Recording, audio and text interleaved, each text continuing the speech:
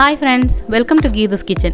ഇന്ന് ഞാനിവിടെ തയ്യാറാക്കാൻ പോകുന്നത് ഒരു കേക്കാണ്. നമ്മുടെ ഇൻസ്റ്റാഗ്രാമിലും യൂട്യൂബിലൊക്കെ വളരെ ട്രെൻഡിങ് ആയ ട്രെസ് ലെച്ചസ് കേക്കാണ് ഞാനിവിടെ തയ്യാറാക്കാൻ പോകുന്നത്. വളരെ ടേസ്റ്റി ആയിട്ടുള്ളൊരു റെസിപ്പിയാണ്. അപ്പോൾ നമുക്ക് ട്രെസ് ലെച്ചസ് കേക്ക് എങ്ങനെ തയ്യാറാക്കാമെന്ന് നോക്കാം. അതിനു മുമ്പ് എൻ്റെ ചാനൽ ഇതുവരെ സബ്സ്ക്രൈബ് ചെയ്തിട്ടില്ലെങ്കിൽ ഒന്ന് സബ്സ്ക്രൈബ് ചെയ്ത് സപ്പോർട്ട് ചെയ്യണം. കൂടെ നോട്ടിഫിക്കേഷനായി ആ ബെൽ ഐക്കൺ കൂടി ഒന്ന് ക്ലിക്ക് ചെയ്തേക്കണം കേട്ടോ. അപ്പോൾ നമുക്ക് കേക്ക് തയ്യാറാക്കാം. ഇതിനായിട്ട് ഞാനൊരു ബൗളിലേക്ക് ഒരു അരിപ്പ് വെച്ചിട്ടുണ്ട്. നമ്മുടെ ഡ്രൈ ഇൻഗ്രീഡിയൻസ് നമുക്കൊന്ന് അരിച്ചെടുക്കണം. ഇതിലേക്ക് 1/4 കപ്പ് മൈദ, 1/2 teaspoon baking powder, 1/4 teaspoon baking soda, ഒരു പിഞ്ച് ഉപ്പ്, ഇത്രയും ചേർത്ത് നല്ലതുപോലെ ഒന്ന് അരിച്ചെടുക്കാം.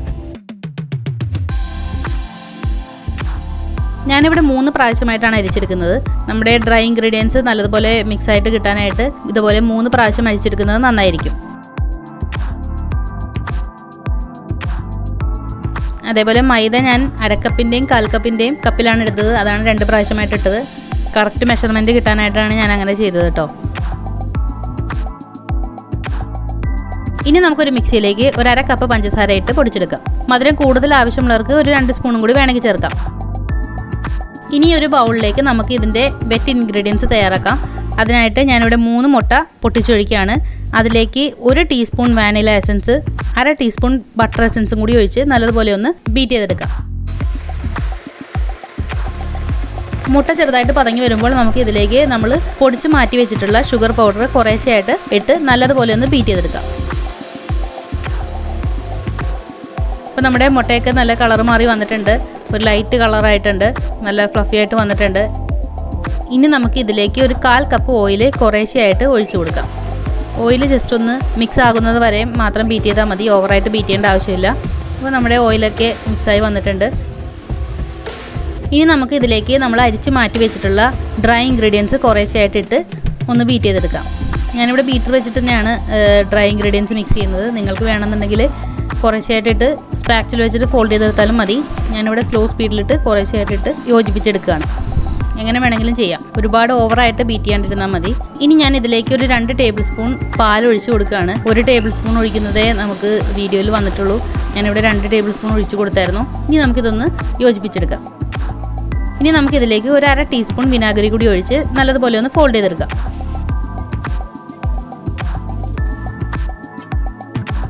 അപ്പോൾ നമ്മുടെ ഡ്രൈ ഇൻഗ്രീഡിയൻസും വെറ്റ് ഇൻഗ്രീഡിയൻസും ഒക്കെ നല്ലതുപോലെ മിക്സായി കിട്ടിയിട്ടുണ്ട്. നമ്മുടെ കേക്ക് ടിന്ന് ഞാനിവിടെ നേരത്തെ ഗ്രീസ് ചെയ്ത് വെച്ചിട്ടുണ്ടായിരുന്നു. അതിലേക്ക് നമ്മുടെ ബാറ്റർ നമുക്ക് ഒഴിച്ചു കൊടുക്കാം.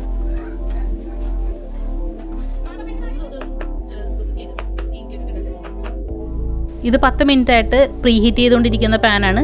അതിലേക്ക് നമ്മുടെ കേക്ക് ടിന്ന് ഇറക്കി വെച്ച് കൊടുക്കാം. ഇനി നമുക്ക് ഇതിനെ സോക്ക് ചെയ്യാൻ വേണ്ടുന്ന സിറപ്പ് തയ്യാറാക്കാം. നമ്മൾ ഷുഗർ സിറപ്പിലല്ല ഇത് ചെയ്യുന്നത്. ഞാനൊരു ബൗളിലേക്ക് 1 കപ്പ് പാല്, 1/4 cup milk made, 1/2 cup fresh cream ഇത്രയും ഇട്ട് നല്ലതുപോലെ ഒന്ന് യോജിപ്പിച്ചെടുക്കുകയാണ്. ഇതാണ് ഇതിൻ്റെ മെയിനായിട്ടുള്ള ഇൻഗ്രീഡിയൻറ്റ്. 3 തരം പാലൊഴിച്ചിട്ടാണ് നമ്മൾ ഇതിനെ സോക്ക് ചെയ്യുന്നത്. അതുകൊണ്ടാണ് ഇതിനെ ട്രെസ് ലെച്ചസ് കേക്ക് എന്ന് വിളിക്കുന്നത്. അപ്പോൾ നമ്മുടെ കേക്ക് ബേക്കായി കിട്ടിയിട്ടുണ്ട്. വളരെ സോഫ്റ്റ് ആയിട്ടുള്ള കേക്കാണ്. ഇനി നമുക്കിത് ഡീമോൾഡ് ചെയ്തെടുക്കാം. അപ്പോൾ കേക്ക് ബേക്ക് ചെയ്യാനായിട്ട് ഏകദേശം ഒരു 30 മിനിറ്റോളം എനിക്ക് എടുത്തായിരുന്നു. 30 മുതൽ 35 മിനിറ്റിനുള്ളിൽ നമുക്ക് കേക്ക് ബേക്കായി കിട്ടും. അപ്പോൾ ഓരോരുത്തരുടെ സ്റ്റൗവിൻ്റെ ഇതിനൊക്കെ അനുസരിച്ചിട്ട് സമയത്തിന് ചിലപ്പോൾ കുറച്ച് മാറ്റം വരാം. ചിലപ്പോൾ 5 മിനിറ്റ് നേരത്തെയോ ഒരു 5 മിനിറ്റ് വൈകിയൊക്കെ ബേക്കായി കിട്ടും. ഇനി നമുക്ക് ഈ കേക്ക് ഒരു റൗണ്ട് ഷേപ്പിലുള്ള പാത്രത്തിലേക്ക് ഇറക്കി വെച്ച് കൊടുക്കാം. ഇനി ഇത് നമുക്കൊരു സ്ക്വയർ കൊണ്ടോ അല്ലെങ്കിൽ ഫോർക്ക് കൊണ്ടോ ഒന്ന് പോക്ക് ചെയ്ത് കൊടുക്കാം. ചെറിയ ചെറിയ ഹോൾസ് ഇതുപോലെ ഒന്ന് കുത്തി കൊടുത്താൽ തയ്യാറാക്കി വെച്ചിട്ടുള്ള മിൽക്ക് മിക്സ് ഒഴിക്കുമ്പോൾ പെട്ടെന്ന് അതിലോട്ട് അബ്സോർബ് ആയി കിട്ടും. അതിന് വേണ്ടിയിട്ടാണ് അങ്ങനെ ചെയ്യുന്നത്.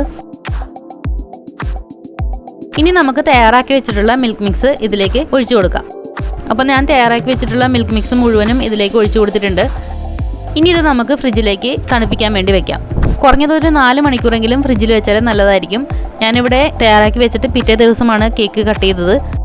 നമുക്കിത് ലെയർ ചെയ്യേണ്ട ആവശ്യമേ ഇല്ല. ഒറ്റ ലെയറായിട്ട് തന്നെയാണ് നമ്മളിത് ഡെക്കറേറ്റ് ചെയ്തെടുക്കുന്നത്.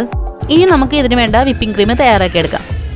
നമുക്ക് ഈ കേക്ക് ഡെക്കറേറ്റ് ചെയ്യാനായിട്ട് ഏകദേശം ഒരു 1/2 കപ്പോളം വിപ്പിംഗ് ക്രീമൊക്കെ ധാരാളം മതിയാവും.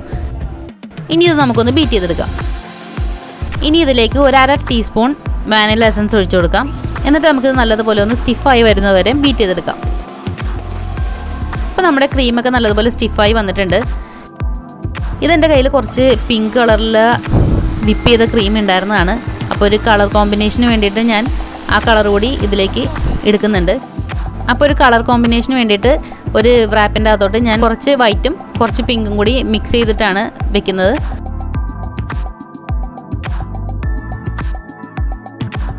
ഇനി ഇത് നമുക്കൊരു പൈപ്പിംഗ് ബാഗിൻ്റെ അകത്തോട്ട് ഇറക്കി വെച്ചിട്ട് നമുക്ക് ഇഷ്ടമുള്ള രീതിയിൽ ഡെക്കറേറ്റ് ചെയ്തെടുക്കാം.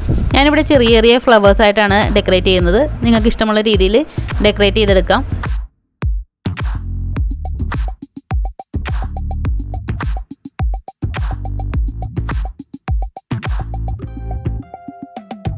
അപ്പോൾ നമ്മുടെ ഫ്ലവേഴ്സൊക്കെ കൊടുത്തു കഴിഞ്ഞു. ഇനി നമുക്ക് ഇതിൻ്റെ മുകളിലായിട്ട് കുറച്ച് ക്രഷ് ചെയ്ത് വെച്ചിട്ടുള്ള പിസ്താഷ്യോയും നമ്മുടെ കുറച്ച് സിൽവർ ബോൾസും ഗോൾഡൻ ബോൾസും കൊണ്ടാണ് ഞാൻ ഡെക്കറേറ്റ് ചെയ്ത് കൊടുക്കുന്നത്. നിങ്ങളുടെ കയ്യിലുണ്ടെന്നുണ്ടെങ്കിൽ ഡ്രൈഡ് റോസ് പെറ്റൽസ് ഒക്കെ ഇട്ടാൽ കുറച്ചുകൂടി ഭംഗിയായിരിക്കും. അപ്പോൾ നമ്മുടെ അടിപൊളി ട്രെസ് ലെച്ചസ് കേക്ക് ഇവിടെ റെഡിയായി കഴിഞ്ഞു. ശരിക്കും നല്ല റിച്ച് ആയിട്ടുള്ളൊരു കേക്കാണ്. നമുക്ക് കേക്ക് കട്ട് ചെയ്യുമ്പോൾ തന്നെ മനസ്സിലാവും. വളരെ ടേസ്റ്റി ആയിട്ടുള്ള കേക്കാണ്. നല്ല സോഫ്റ്റ് ആയിട്ടുള്ള കേക്കാണ്. നമുക്ക് വായിലിട്ടാൽ അലിഞ്ഞു പോകുന്ന തരത്തിലുള്ള കേക്കാണ്. ഞാനിവിടെ വെറുതെ ഒരു സ്പൂണും കൊണ്ട് തന്നെയാണ് ആ കേക്ക് കട്ട് ചെയ്ത് എടുത്തിട്ടുള്ളത്. ഓൾറെഡി നമ്മുടെ കേക്കൊക്കെ നല്ലതുപോലെ ആ മിൽക്കിൽ സോക്കായിട്ടുള്ള കേക്കാണ്. ഞാൻ ഈ മിൽക്ക് മിക്സ് കുറച്ചുകൂടി വേറെ ഉണ്ടാക്കി എടുത്തിട്ടുണ്ടായിരുന്നു. അതാണ് ഞാനിവിടെ ഇപ്പോൾ ഈ കേക്കിൻ്റെ സൈഡിലൊക്കെ ആയിട്ട് ഒഴിച്ചു കൊടുക്കുന്നത്. ഇപ്പോൾ കുറച്ച് അങ്ങനത്തെ മിക്സ് കൂടി ഉണ്ടെന്നുണ്ടെങ്കിൽ വളരെ ടേസ്റ്റ് ആയിരിക്കും. നമ്മൾ ഈ സോക്ക് ചെയ്യാൻ തയ്യാറാക്കി വെച്ചിട്ടുള്ള പാലിന് പകരം ഇവോപ്പറേറ്റഡ് മിൽക്ക് ആണെന്നുണ്ടെങ്കിൽ കുറച്ചുകൂടി ടേസ്റ്റ് ആയിരിക്കും. അപ്പോൾ നമുക്ക് വാങ്ങിക്കാൻ കിട്ടിയില്ലെങ്കിലും നമ്മുടെ പാല് നല്ലതുപോലെ ഒന്ന് തിളപ്പിച്ച് കുറച്ചൊന്ന് പറ്റിച്ചെടുത്താൽ കുറച്ചുകൂടി ടേസ്റ്റ് ആയിരിക്കും. എല്ലാവരും ട്രൈ ചെയ്ത് നോക്കണം. ഇഷ്ടമായാൽ ലൈക്ക് ചെയ്യണം. നിങ്ങളുടെ പ്രിയപ്പെട്ടവർക്ക് ഷെയർ ചെയ്ത് കൊടുക്കണം. എൻ്റെ ചാനൽ സബ്സ്ക്രൈബ് ചെയ്യാൻ ഒരിക്കൽ കൂടി ഓർമ്മിപ്പിക്കുന്നു. വീണ്ടും നല്ലൊരു റെസിപ്പിയുമായി വരുന്നതുവരെ എല്ലാവർക്കും ഗുഡ് ബൈ.